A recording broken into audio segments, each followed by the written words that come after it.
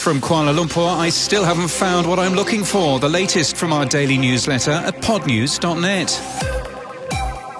Is podcast search broken? Justin Jackson took a tweet from Sounds Profitable's Brian Barletta as inspiration to test the search facilities in podcast apps. We did some research last year on what podcast search engines actually index. You'll find both of those linked from our show notes and our newsletter at podnews.net.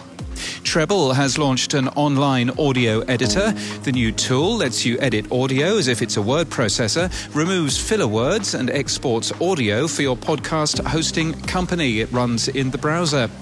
What does the podcast industry look like in Japan?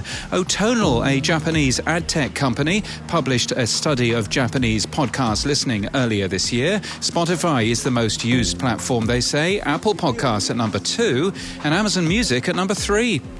The Podcast Academy has launched a special package for independent podcast creators. The package provides free membership with masterclasses, networking events and a mentorship program, and a free submission to the AMBIs. You can apply on the Podcast Academy website. Cumulus Media, which sells ads for the Daily Wire and broadcasts The Ben Shapiro Show, has pulled out of future podcast movement events. The company released a statement which reads like this. At Cumulus Media, our tenet is that every voice matters. And we support conferences and trade events where differing political viewpoints can be expressed and received with respect. As such, we were dismayed and disappointed by Podcast Movement's handling of the reaction to our partner, top podcaster, and conservative talk leader, Ben Shapiro's mere presence at Podcast Movement. After giving the leaders of Podcast Movement sufficient time to appropriately address their misstep, we are disassociating from Podcast Movement, including canceling our 2023 sponsorship plans. Well, since the Shapiro thing has resurfaced, Dave Jackson, a member of the Podcast Hall of Fame and podcast consultant, has written his thoughts, which we link to today in our show notes and our newsletter at podnews.net. After reflection, we've consciously avoided publishing hot takes from both sides. But unlike many, Dave's piece is balanced, respectful, and written with humility and curiosity. We'd recommend it.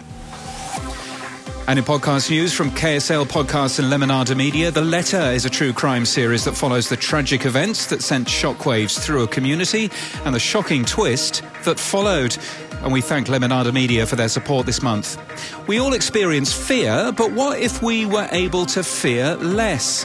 What would we do if we didn't allow our fears to get in the way? What would you do if you weren't afraid? Is new from Storyglass, hosted by TikTok executive, leadership coach and best-selling author Michelle Osman. The show includes guests and advice and launches today. And All the Wiser returns for a new season today, a long-form interview show about hope and possibility on the other side of pain. It's hosted by producer and storyteller Kimi Kulp. The first episode interviews Amanda Knox, who was wrongfully imprisoned in Italy for 4 years, about who our stories belong to and how we can avoid objectifying the real people behind them. And that's the latest from our newsletter. To read all the stories and subscribe, we're at podnews.net.